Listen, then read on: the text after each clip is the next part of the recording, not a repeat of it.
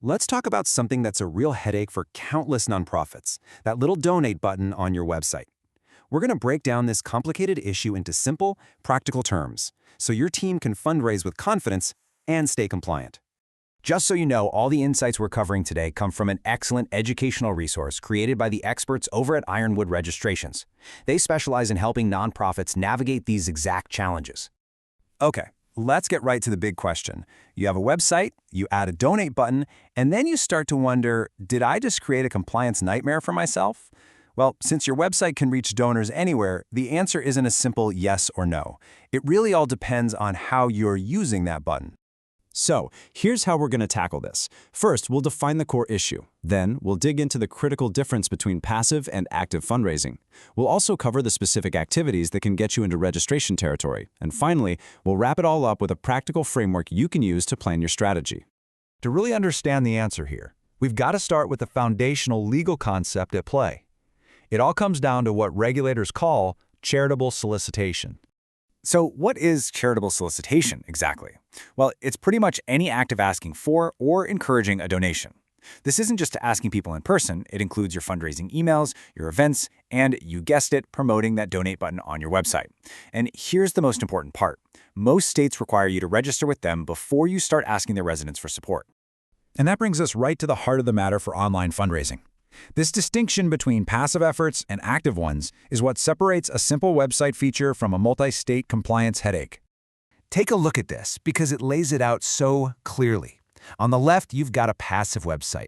Think of it like a digital open door. The donate button is just sitting there, but you're not actively pulling people in off the street. Contributions are completely voluntary.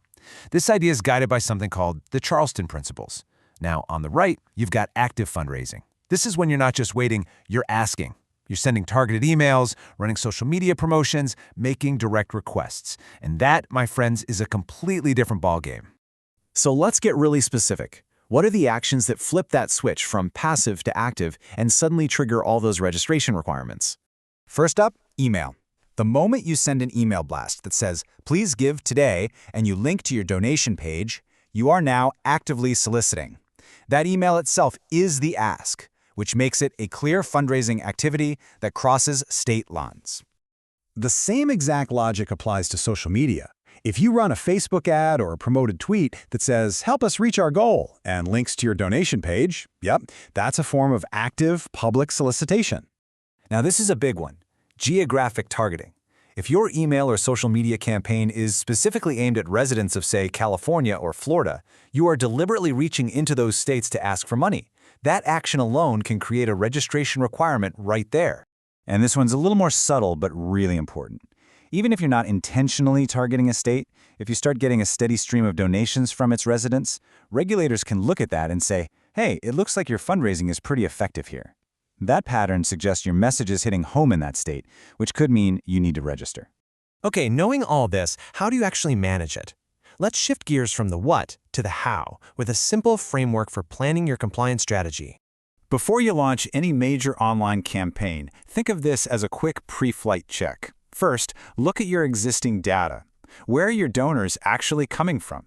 Second, be really clear about who this new campaign is targeting. And third, based on that info, figure out where you might need to register before you hit send. So ultimately, it really just boils down to asking your team 3 key questions. Where are our fundraising asks actually going? Are we deliberately targeting donors in specific states? And are we seeing repeated donations coming from certain areas?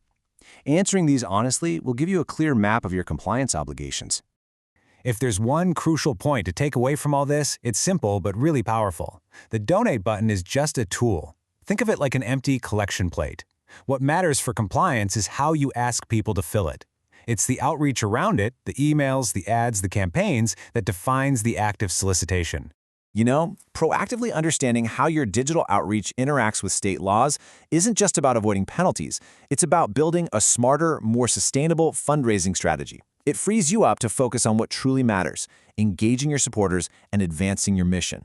For more in-depth resources, be sure to visit ironwoodregistrations.com. Thanks so much for watching.